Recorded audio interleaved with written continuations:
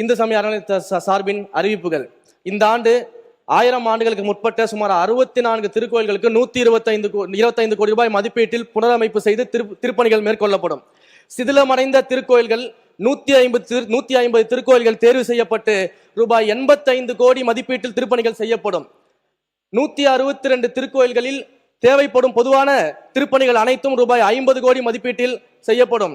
அதே போல மண்டபங்கள், சுற்று மண்டபம், வசந்த மண்டபம், மகா மண்டபம் மற்றும் இலைப்பாறும் மண்டபம் போன்றவைகளுக்காக மருதமலை, சமயபுரம், குன்றத்தூர் போன்ற 13 திருக்கோயில்களில் சுமார் 21 கோடியே 37 லட்சம் ரூபாயில் மண்டபங்கள், இந்த மேற்கண்ட மண்டபங்கள் அனைத்தும் கட்டித்தரப்படும். குச்சனூர் அருள்மிகு சுயம்பு சனீஸ்வர பகவான் திருக்கோயில் உட்பட 8 திருக்கோயில்களுக்கு சுமார் 22.25 கோடி மதிப்பீட்டில் ராஜகோபுரம் கட்டித்தருவதற்காக இந்த ஆண்டு அறிவிப்பு வெளியிடப்பட்டிருக்கிறது. சென்னை கொளத்தூர் அருள்மிகு சோமநாத சுவாமி திருக்கோயில், வேளச்சேரி அருள்மிகு தண்டீஸ்வரர் திருக்கோயில், நுங்கம்பாக்கம் அருள்மிகு பிரசன்ன வெங்கடேஸ்வர பெருமாள் திருக்கோயில் உட்பட சுமார் 2 கோடி மதிப்பீட்டில் 3 புதிய மரத்தேர் இந்த ஆண்டு செய்து தருவதற்காக அறிவிப்புகள் நாங்கள் வெளியிட்டு இருக்கிறோம். திருவரங்கம் அருள்மிகு அரங்கநாத சுவாமி திருக்கோயில், திருவெற்றூர் அருள்மிகு தியாகராஜ சுவாமி திருக்கோயில், மதுரை தெப்பக்குளம் அருள்மிகு மாரியம்மன் திருக்கோயில் உட்பட 105 திருக்கோயில்களில் திருக்குல பணிக்காக இந்த ஆண்டு 45 கோடி ரூபாய் ஒதுக்கீடு செய்யப்படுகிறது. சமயபுரம் அருள்மிகு மாரியம்மன் திருக்கோயில் உட்பட 3 திருக்கோயில்களில் 11 கோடி மதிப்பீட்டில் பக்தர்களுக்கான தங்கும் விடுதி இந்த ஆண்டு கட்டப்படும். திருவண்ணாமலை, பழனி, சிறுவாபுரி, இருக்கன்குடி உள்ளிட்ட 22 திருக்கோயில்களில் ரூபாய் 50 கோடி மதிப்பீட்டில் அடிப்படை வசதிகள் மேம்படுத்தப்படும். பக்தர்கள் அதிக அளவில் வருகை புரியும் 20 திருக்கோயில்களில் பக்தர்கள் நலன் கருதி சுமார் 3 கோடி மதிப்பீட்டில் அவசர கால ஊர்திகள் வாங்குவதற்கான நடவடிக்கைகள் இந்த ஆண்டு மேற்கொள்ளப்படும்.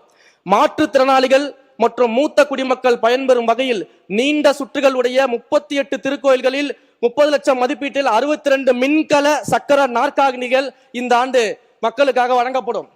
திருச்செந்தூர் அருள்மிகு சுப்பிரமணிய சுவாமி திருக்கோயிலுக்கு வருகை தரும் பக்தர்களை தொடர்வண்டி நிலையம் மற்றும் பேருந்து நிலையத்திலிருந்து திருக்கோயிலுக்கு கட்டணம் இல்லாமல் அழைத்து வருவதற்காக 4 சிற்றுந்துகள் 1 கோடி மதிப்பீட்டில் இந்த ஆண்டு வழங்கப்படும். திருநெல்வேலி மாவட்டம் காரையார் அருள்மிகு சொரிமுத்தையனார் திருக்கோயிலில் வருகை தரும் பக்தர்களுக்கு மலைக்கு கட்டணம் இல்லாமல் சென்று வருவதற்காக 2 பேருந்துகள் சுமார் 1 கோடி மதிப்பீட்டில் இந்த ஆண்டு வழங்கப்படும். 16 திருக்கோயில்களில் ரூபாய் 10.25 கோடி மதிப்பீட்டில் புதிய அன்னதான கூடங்கள் இந்த ஆண்டு ஏற்படுத்தப்படும். அன்னதான திட்டத்தின் கீழ் 10 திருக்கோயில்களில் நாள்தோறும் பயனடையும் பக்தர்களின் எண்ணிக்கையை இந்த ஆண்டு அதிகப்படுத்தி விரிவாக்கம் செய்திருக்கிறோம். சென்னை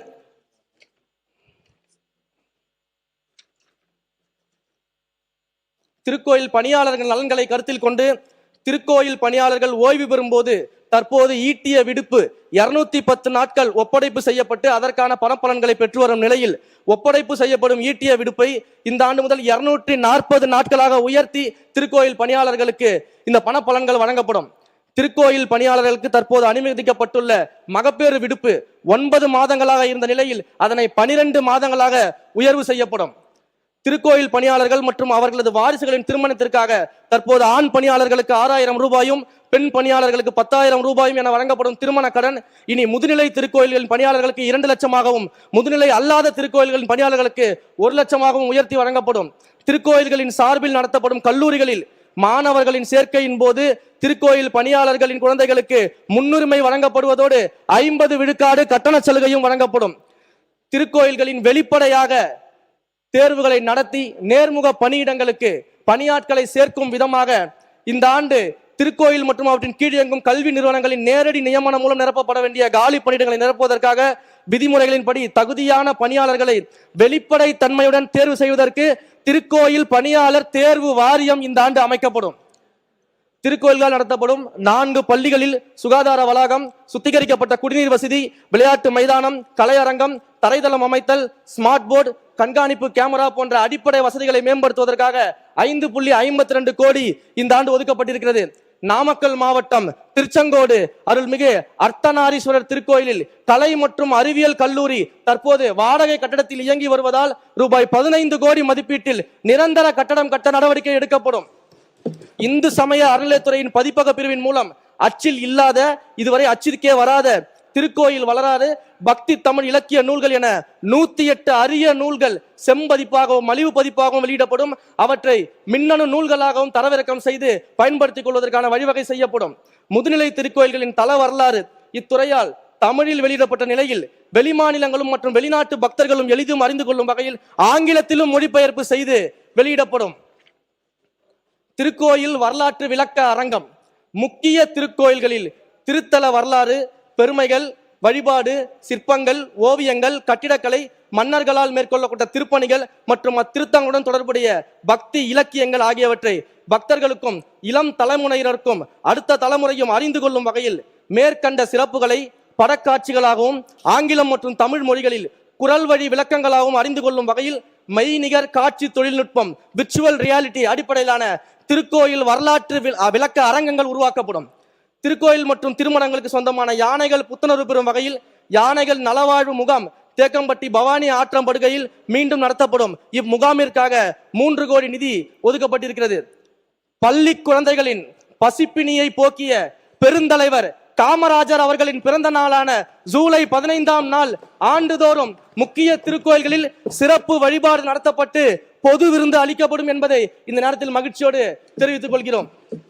தமிழ்நாட்டில் உள்ள திருக்கோயில்களின் பழமையும் பெருமையும் மிக வரலாற்று சிறப்பையும் கல்வெட்டு, கட்டிடக்கலை, சிற்பக்கலை, ஓவியக்கலை முதலான கலை சிறப்புகளையும் ஆர்வலர்கள் அறிந்து கொள்ளும் வகையில் முதற்கட்டமாக 2000 ஆர்வலர்கள் பயன்பெறும் வகையில் முக்கிய திருக்கோயில்களுக்கு வெற்றி கலை அறிவுசார் திருக்கோயில் பயணம் இந்த ஆண்டு முதல் ஏற்படுத்தி தரப்படும். தமிழ்நாட்டில் உள்ள முக்கிய திருக்கோயில்களில் சுவாமி தரிசனம் செய்வதற்கு இவ்வாண்டு மொத்தம் 10,000 மூத்த குடிமக்கள் பயன்பெறும் வகையில் மண்டல இணை ஆணையர் அலுவலகம் வாரியாக அந்தந்த பகுதியில் உள்ள முக்கிய திருக்கோயில்களுக்கு ஒரு நாள் ஆன்மீக பயணம் ஏற்பாடு செய்யப்படும்.